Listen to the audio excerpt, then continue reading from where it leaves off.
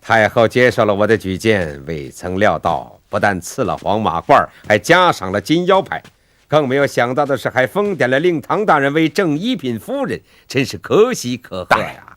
您快请坐。好。大人在上，受雪颜一拜。哎，不必如此，不必如此，起来。恭贺胡大人，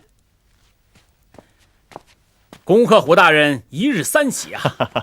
胡大人是我大清数百年来汉人中的第一人呐！同喜，这都是左大人的栽培。另外，我也得谢谢你鞍前马后的相助啊！不，完全是左帅一手操办的。庆宴已准备完备，请大帅和雪颜兄去赴宴吧。前来祝贺的都有哪些人物啊？有纯亲王、恭亲王、户部尚书宝金大人、刑部尚书文玉文大人，还有接任大帅西北职务的钦差大人刘锦堂将军。李鸿章怎么没来呀？中堂大人家里出事了。家里出了什么事？中堂大人的老母亲归天了，不得不匆匆赶回去治丧。哦，这么说，他得换下朝服，回老家居丧3年了。小袁在，替我写封唁信。是。大人，这样做的对。您看我是不是也该发封唁信，寄些丧葬费啊？雪颜啊，你真是聪明过人呐！你的事情已经如愿以偿，这军机处实在是闷得慌，我也不想待下去了。大人，既然是闷得慌，为什么不另择一个地方呢？何处可择呀？两江总督。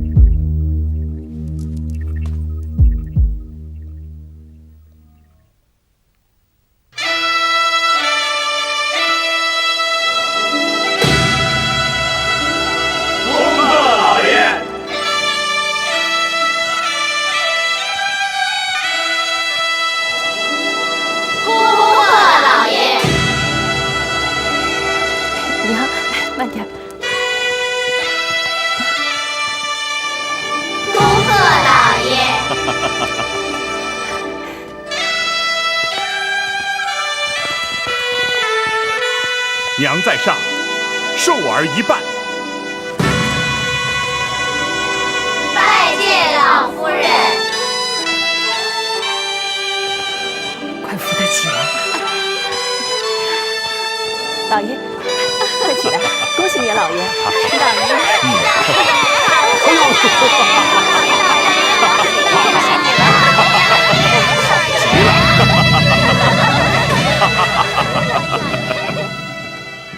你看啊，这条白堤就是为了纪念杭州太守白居易而建。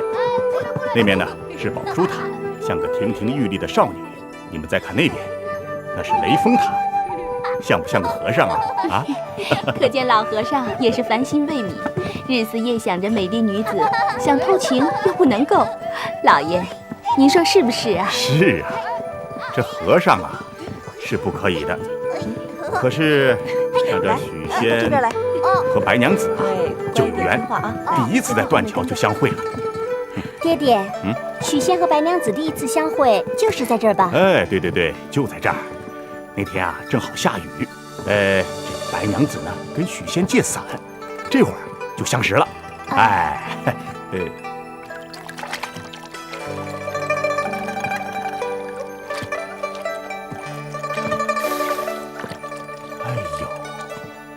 这西子湖以西施而闻名。哎，你们看，那不是一个活脱脱的西施吗？哪儿呢？那儿啊。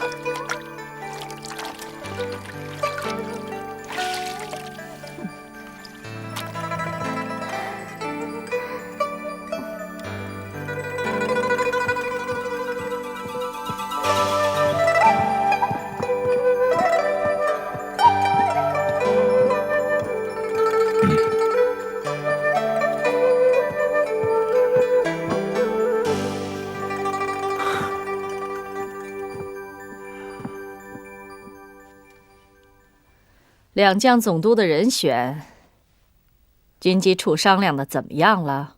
启禀太后，军机处为此争论不休，众说纷纭，尚无定论。不是曾国荃比较合适吗？他在同治3年就攻下南京，旧部遍及两江，我看选他是最合适不过了。但是左宗棠第一个反对。为什么？左宗棠的理由是，朝廷曾任曾国荃为陕甘总督，可他嫌太苦不肯去。如果人人都像他一样的挑肥拣瘦，朝廷以后还怎么用人呢？那丁宝桢呢？如果说曾国荃都没有理由担任两江总督，丁宝桢恐怕更不行。这就难了。不过县城的人倒是有一个，还毛遂自荐，自告奋勇。是谁这么大胆呢？还有谁啊？左宗棠。是他？太后，以为如何？左宗棠这个人骁勇善战，就是脾气太傲了。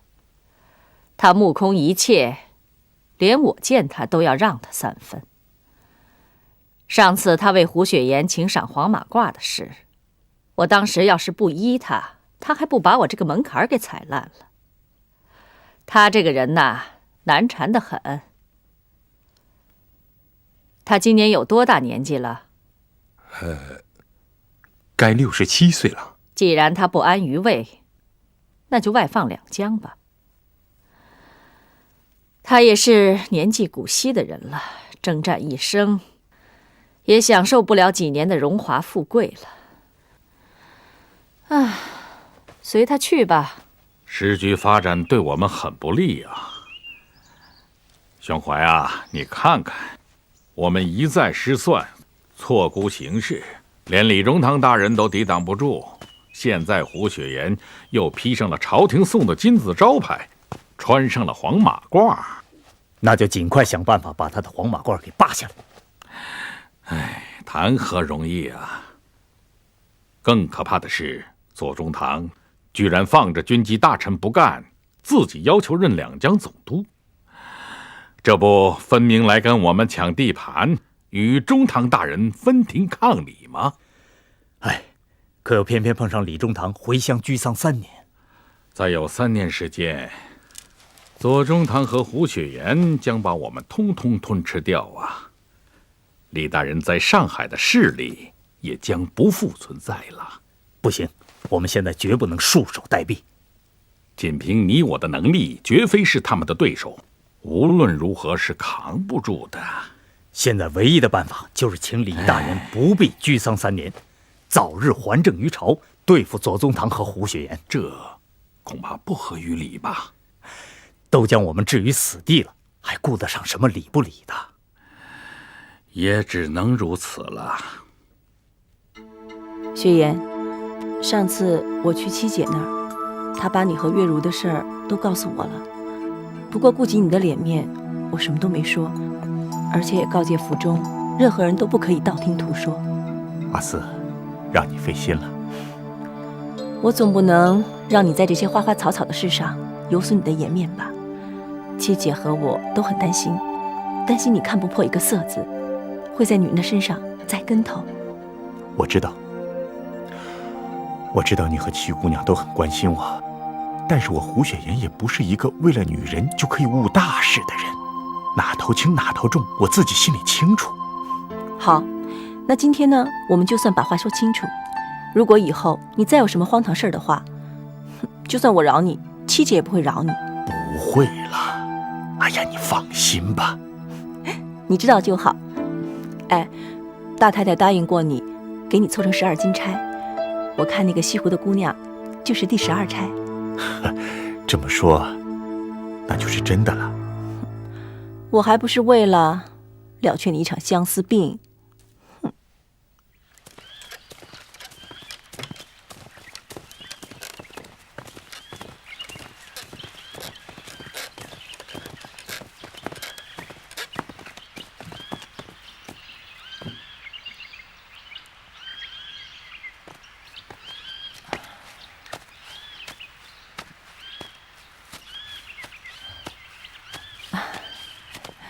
这位太太是？不好意思啊，我刚进乡回来，有点口渴，路过您这儿想讨口水喝。啊，无礼请，谢谢。您请坐，多谢。阿娇，哎，快给这位太太倒水。哦，太太，屋里脏，不好意思啊。太太请喝茶。您快坐呀。好。你喝茶。谢谢。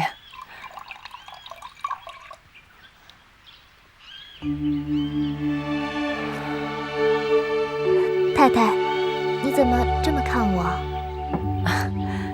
也没有什么，只是看到你，觉得和我当年的样子很像。哎呀，太太呀，阿娇哪能跟您比呢？阿娇命苦，谁让她投胎到我们家呢？只能在苦水里泡大了。那这家里就你们母女2个？不，5口，2个儿子死于战乱，阿娇他爹刚被西湖渔霸给抓走了。到底怎么回事啊？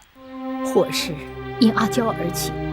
阿娇今年17岁了，跟邻村的渔民水生指腹为婚，上个月刚选定了成亲的日子，可是西湖渔霸仗势欺人，找上门来。他说我儿子参加了太平军，还说老头子抗缴遗税，把他给关了起来，还派人来说，只要阿娇同意嫁给他的傻儿子，就一切都没事了。嗨，天底下居然有这么霸道的人！那你们不会把婚帖拿给渔霸看吗？实在不行，就到县衙去，向大人告他。我们也想这么做呀，可是前天一大早有人来说，水生落水身亡了。这不明摆着蓄意谋害吗？那有什么办法呢？阿娇他爹还在人家手里，我怕他们再对他下毒手。水生一死，他们就逼得更凶了。他们说，只要我们答应，就立刻放人。不，我死也不会答应的。要我嫁给那个傻子，我就立刻跳进西湖，到阴曹地府去找水生。阿娇啊，你们先别着急，我来想办法帮你们。太太，你能帮我们？这事儿很急呀，说不定渔霸会马上来抓走阿娇啊。你们不用怕，现在他再也动不了阿娇一根汗毛。你们会有时来运转的一天，我相信阿娇一定会大富大贵，苦尽甘来。真的吗，太太？多谢太太的吉言。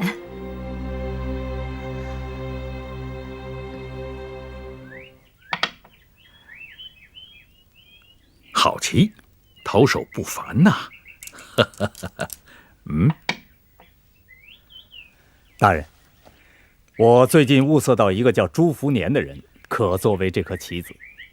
此人原是在庞二爷的上海总管，胡雪岩和庞先生合作之后，成了他的新主子。朱福年当然不甘心仰人鼻息，俯首称臣，最近也有一肚子的气。如果能让他为我所用，无疑在胡雪岩的胸口上插把尖刀。这样反复无常的人，可靠吗？不要反把我们全局葬送掉啊！哈哈，大人您放心，我自有紧箍咒。朱福年有个相好的叫林翠翠，是上海有名的交际花。朱福年想包养她，却在金钱上无法满足她的要求。最近2个人是争吵不休啊。所以你把这位交际花拉到你的身边，为你所用，是不是啊？大人取笑了。好，这颗棋子不妨试一试。爹，你怎么回来了？天哪，渔霸怎么把你给放回来了啊？渔霸之所以放了我，说是有人替我交了渔税，其实我听他手下人悄悄说，这件事惊动了一位官老爷，说渔霸再横行霸道，就抓进衙门，为他试问。渔霸怕吃官司，这才放了我。那在暗中解救我们的人会是谁呢？不知道啊。莫非是来过我们家的那位太太？对，就是她。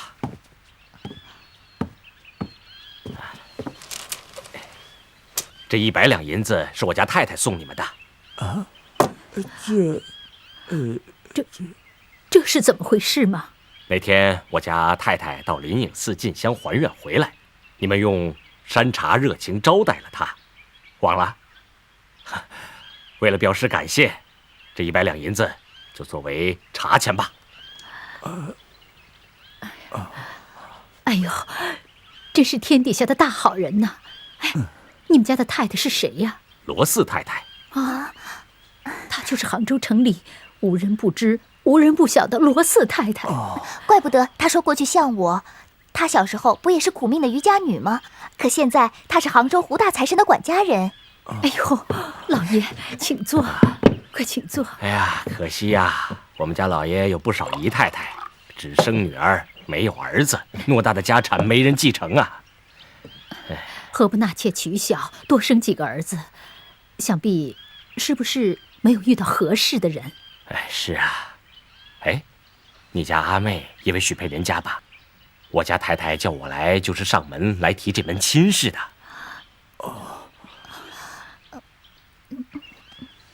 哎呦，那可不行啊！胡老爷是红遍杭州的大财神，我们家阿娇命薄，没出嫁就死了男人，怎么能攀上这门亲呢？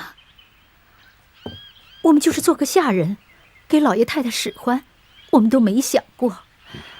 你们家的大恩大德，我们全家只有来生再报了。哎，和胡老爷攀上亲，可是你们家的福分呐！哎，这是天意，也是缘分。此时带我回去禀报太太。好，我要先告辞了。啊！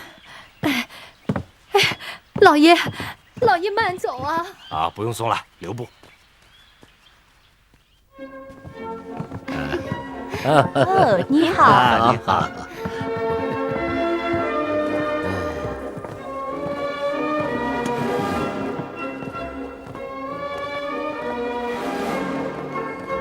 这真热闹啊！哎呀，福年兄！哎呀，久违了，宣怀兄。来，请坐，请坐。好。听说宣怀兄去了电报局了。嗨，混口饭吃嘛。我差点被你们胡老板给害死，要不是李大人从中扶了我一把。福年兄啊，我们俩可在阴阳两界，我可见不到你了。这个胡雪岩呐，就是会整人，哼，真不够朋友。哎，翠翠，不要瞎说。哎，福年兄，别这样。女人的感觉往往比男人还准确。她不整人，胡雪岩能披黄马褂吗？她不整人，她母亲一介平民，一夜之间怎么变成一品诰命夫人了？哼，胡雪岩是大善人，告诉你，他可不善。你没听说他那个宅子花了200多万两银子，又给了你福年兄多少？哼，给什么呀？福年靠每月的俸银都快苦得过不下去了。哎，不说这个，干什么不说呀？跟盛大人说怕什么的？哎，福年兄啊，我们该说说心里话了。你可别忘了，当初我们在生意场上可是老朋友了。想当初，庞先生的大荣丝行在上海占的可是龙头地位，哪个人不知，哪个人不晓。而现在呢，现在人家只知道是胡雪岩了。庞先生大权旁落之后，谁还记得他呀？哼！忆当年，你福年兄也是上海滩上数一数二的头面人物，也是大荣丝行的大总管，也是说一不二的。现在大荣丝行已经变成胡记丝行了，你福年兄已经变成听差跑腿，必须对胡雪岩唯命是从了。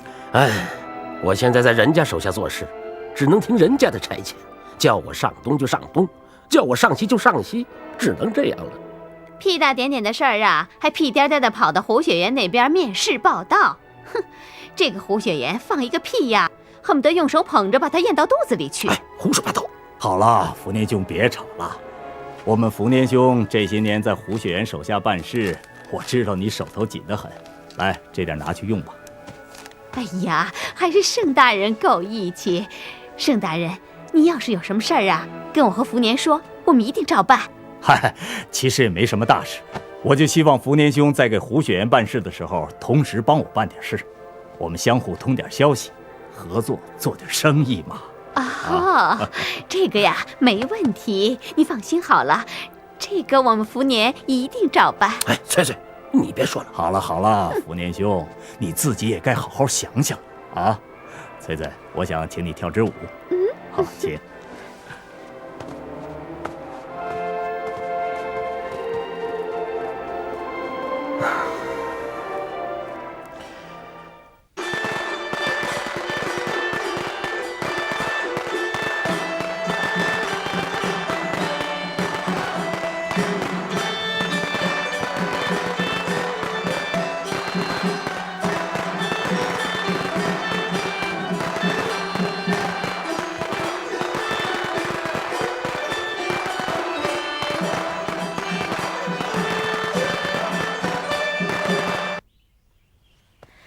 罗四姐，你也真有雅量啊，竟把枕头边的男人推到别的女人那儿去。我这么做也是为了雪岩好，他在外面这样沉迷于酒色，一坏名声，二伤身体，三呢也误了他的事业。如今他手下的这些人，整天拉着他这个东家去什么青楼花巷、酒肆茶楼，再这样下去啊，再大的家产也有败的一天。与其让他在外面寻花问柳，还不如把他留在家里。可老爷，这样没完没了的，什么时候才能到头？12房，现在呢，刚好是第12房了，也算到头了。再者说，现在有钱有势的男人3妻4妾还不是平常事，姐姐您说是吧？我早就说过，一个男人3妻4妾不足为奇。一个姨太太和10个姨太太又有什么区别呢？只要他看中了，娶回家就行了，不可在外面另立门户。凡是娶进门的，我都以姐妹相待。我想你们不会在背后说我言行不一吧？我看老爷呀，迟早要毁在一个字上。什么字？色。你怎么能这么说老爷呢？你不要因为失宠就说风凉话。大太太，你心里不也这么想的吗？只不过顾着名分不说罢了。哼。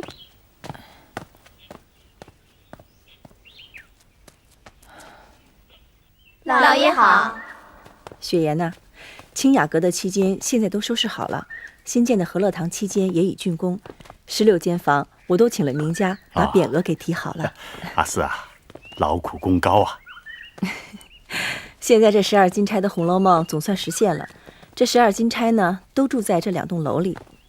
你也别再像个花蝴蝶似的，东眠西食，每一刻空闲，你总是可以收收心了吧？收心，男子汉大丈夫，说话算数，舍得舍得，有舍才有得，否则自会误了正业，自误误人。现在这12金钗分住12楼，除了大太太住南幕厅，你住红幕厅之外，其他姨太太一律搬到这2栋楼上住。我已经拟了一张单子。那好，红云院的阮香阁就给戴姨太住，大扬州就住在红药山房的宝香楼吧。行至于九姨太，你就看着安排吧。这另外啊，还有一件大事让你操心，老太太该做寿了。你放心好了，我去办。太太，搬到这普翠楼可真好，还是朝东朝南的大套间呢，就连丫鬟住的也比原先好多了。是啊，太太，你这房子像皇宫一样。哼，可不是嘛，我也成了3宫6院72妃了。表面上住得好，穿得好，吃得好，其实是把人关在监牢里一样，寂寞的苦度日月。哼，还不如我在外面自由自在呢，我高兴去哪儿就去哪儿。太太，你现在同样也可以高兴去哪儿就去哪儿啊。太太，想开一些吧，闲得无聊，我和花儿可以琴棋书画，日夜陪你玩，再无聊就去书场听书去。好吧，那我们今晚再去听听书。欢儿，吃过了晚饭，等我换好衣服，掌灯的时候呢，你就来接我。是，太太。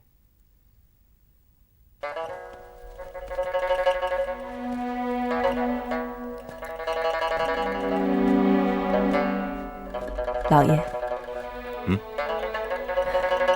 其实呢，有句话一直在我心里翻腾，可不知该不该对你说。你我之间还有什么话不能说的？说。现在我住在红木厅，晚上反而睡不着了。你现在已经什么都有了，可以说是杭州的首富，可我担心这盛极必衰。那不可能。我在全国现在有几十家当铺、钱庄、私行，不可能盛极必衰，除非太阳从西边出来。好了，我们不谈这些了。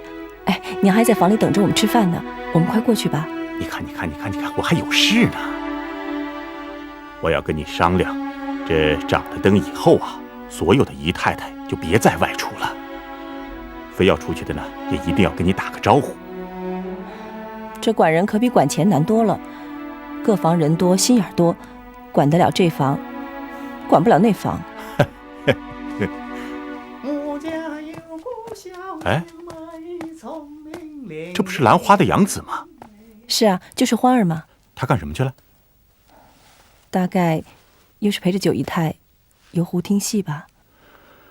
雪妍，现在九姨太每天晚上都让欢儿陪着，可我想这欢儿长这么大了，走得太近总是不太好吧。以后你告诉他，就是听戏也只能是白天去，晚上不行。那九姨太要出去，我怎么方便说什么？想想办法呀。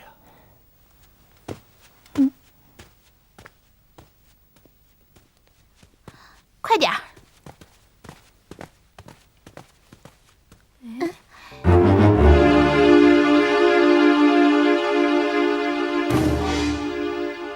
这怎么回事啊？太太，太太，来了，来了，来了！太太，您倒是快下来呀！这谁关的门啊？太太，我听说掌灯以后，老期间、新期间各房的门和窗都要关上的，谁都不能外出呢。这是把我们当犯人了。来人，老爷。让九姨太下来一趟。是。九太太，九太太，九太太，九太太，九太太。九太太，九太太，什么事啊？九太太，老爷叫您下去一趟。啊，告诉老爷，我换完衣服就来。雪妍，信。你去告诉九姨太，就说我有事，不用下来了。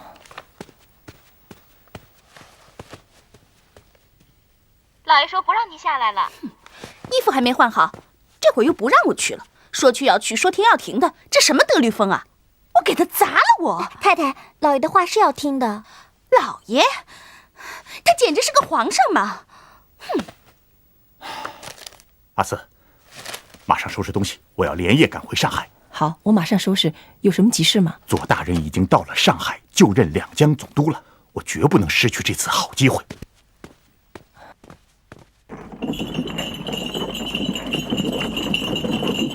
这七姑娘啊，是个急性子，咱们得想个办法，让她自己说出来，让瑞香做姨太太。那还不是要兜圈子啊？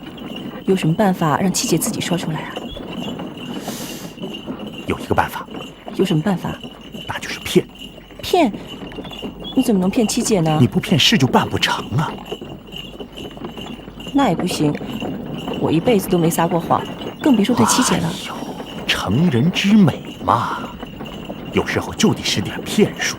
再说了，这骗不一定都是坏事啊。这，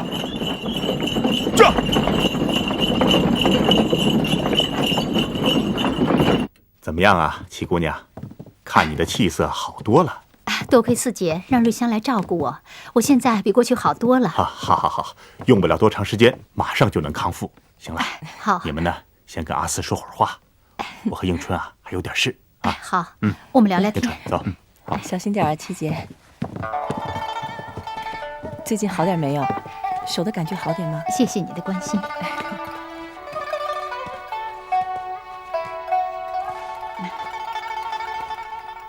太太，有事您招呼，我到下面去看看。七姐，瑞香在这儿跟你贴不贴心呢？跟我挺贴心的，这孩子很听话，我从心眼里啊，把她当亲姐妹看待。七姐，有件事呢，我实在不好意思开口，可是又非说不可。四姐，有什么话你就直说吧，何必见外呢？我们2个人情同姐妹一样，虽说不同姓，可比手足还亲，你就直说吧。你也知道，瑞香她是好人家的女儿，她哥哥现在生意做得不错，想着要把她妹妹给赎回去。什么？赎回去？当初不是100两银子把她卖到胡家的吗？不是啊，这个开头我也不清楚，不过后来翻出老契来一看，才发现当初典当的100两银子说好了是8年赎回，今年刚好是第8年了。哎呀，这可怎么办呢？四姐，你知道我现在离不开瑞香，你帮我想想办法吧。有办法，我当然是会想的。我知道瑞香在这儿不错，跟七姐你也投缘，我当然是不会同意的。可是他哥哥一句话就把我给噎回来了。他哥说什么呀？他哥哥说要为他妹子的终身幸福着想，想着把瑞香赎回去，许个好人家。真的？谁知道是真是假呀？可这男大当婚，女大当嫁，就算我知道是假的，也驳不回。你说是不是啊，七姐？是这个道理。四姐，你跟小爷叔好好说说，绝不能让瑞香的哥哥把她给赎回去啊！这样的话，不等于在造孽吗？造孽？他哥哥会造什么孽啊？你想想看，把瑞香赎回去，再卖到堂子里，进了火坑一样，这不是造孽吗？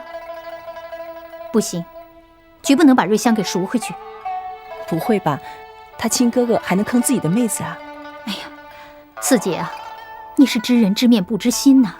现在都什么世道了？现在的世道，连亲生爹娘都把自己的女儿往堂子里卖。像瑞香这样这么好的身材和相貌，在她身上打主意还不容易啊。这个我们还真没往这方面想。不过要真是这样，我们可就真的造了孽了。七姐，你说我们该怎么办呢？哎呀，这个左大帅的身上啊，有2个毛病，一是争强好胜，2就是死要面子。那好吧，他这次来上海，我们一定要让他挣足了面子。你说说看，该怎么安排啊？我看这样啊，左大帅的船一进入黄浦江，就让所有外国军舰挂满大清的国旗，一起鸣放礼炮，远到昆山还有松江都能听得见。另外，左大帅一下船啊，就让西洋军队奏洋号、敲洋鼓，让外国巡捕鸣锣开道。好极了，这个声势就足够大了。另外，左大帅要来，这转运局那儿他一定要去看的。你看这个怎么安排啊？左大帅是自己人，到转运局是视察属下，太客气了不好，太客气了反而显得疏远。行，那就这么办。另外呢，左大人来了以后呢，我想在这个上海大酒楼啊，好好的请一桌。到时候你看是不是把这个上海的洋人啊、各领事馆的要人们都请一请啊？只要我们请，他们就没有不来的道理。左大帅来上海这件事儿啊，他应该是上海道台邵友莲亲自安排，我们是服从配合。行了，那你就到邵友莲来看看啊，看他怎么安排。好，这公事办完了，我这里还有点私事，你和七姑娘的私事。我和阿七有什么事啊？左宗棠，终于跑到上海来了，来者不善，善者不来呀。大人，您就对付对付，让他早点回江宁算了。就怕对付不过去啊。秃头上的狮子明摆着，他是趁着中堂大人在家居丧，到上海来力挺胡雪岩，跟我们争名夺利来了。那个牌单你定好了吗？大人，你定好了。胡单给胡雪岩看了吗？没有。大人，难道牌单也要给胡雪岩过目吗？我想左宗棠这次来上海，我倒要看看胡雪岩怎么粉墨登场。对，让他也难受难受。迎春啊，我要跟你商量的这件事，就是准备跟你纳一房妾啊，人我都给你选好了，而且这个人啊，估计你也满意，这七姑娘也满意。毕竟纳妾呢是件大事啊，所以我得先跟你商量商量。哎，玄兄啊，你说的那个人到底是谁呀？瑞香啊，还有谁？瑞香？哎，迎春，你说瑞香，阿七他会不会满意呀？我想他会满意的吧。哎，那你呢？我说嘛，瑞香这孩子，你和阿七都满意。话不能这么说。萧爷叔，这么说吧啊，阿七他可是从来没跟我面前提起过要给我讨一个小的。先不说他，就说你，想不想讨一房小？不想。那是假的。只要我自己一旦有这样念头出现，马上我就告诫自己，千万不要自讨苦吃啊！你这种心情有没有跟阿七说过啊？没有，肯定没有，肯定没有，也没有透露过口风，从来没有。那就不好办了啊！迎春啊，我告诉你，这个讨小要是讨不好啊，那真是自讨苦吃。这个七姑娘现在是怎么想的？我琢磨着呀，她可能想，如果找不好，两头受气。对，所以现在啊，咱们得先探探她的口风。哎，这件事绝对不能轻率啊！如果她没有这种想法，你去跟她这么一说，影响我们夫妻感情的。这你不用担心，阿四现在正在跟她谈这件事，那谈的结果我可就不知道了。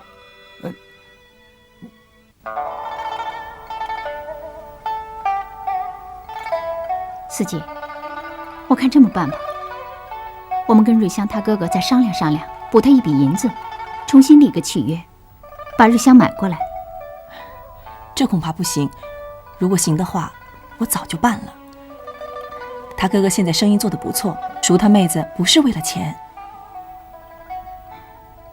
好，就算他哥哥不是为了钱，是真心实意为瑞香的终身大事打算，但是我们也要看一下他到底是个什么样的人，还有瑞香自己愿不愿意。如果真是一个不三不四的人，瑞香他也不喜欢的话，我们就有理由不让他给赎回去。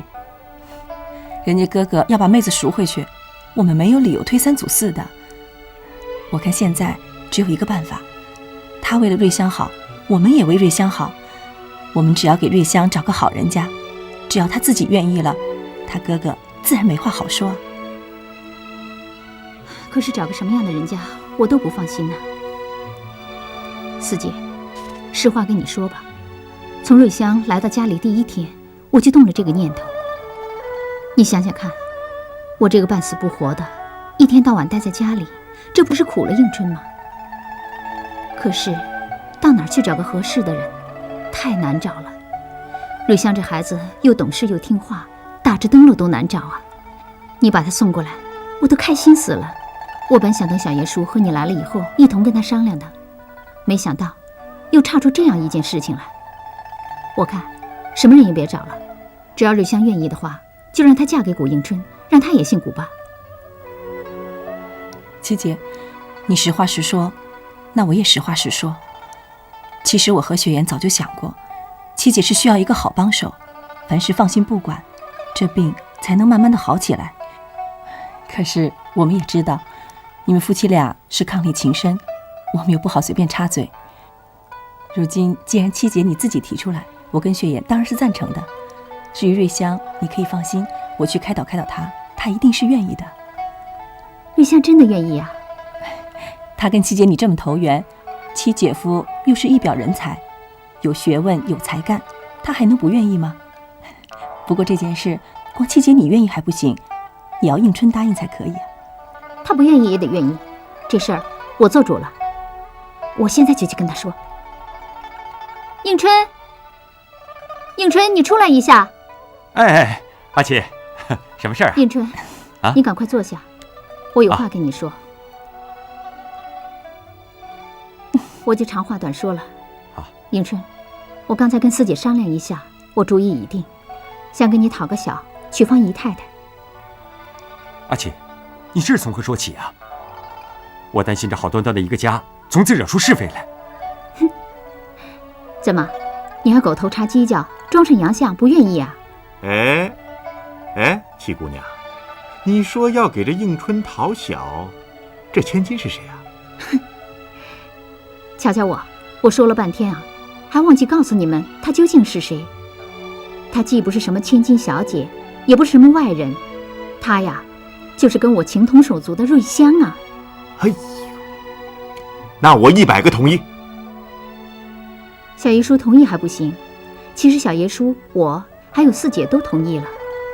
迎春，你直说，你到底愿意还是不愿意？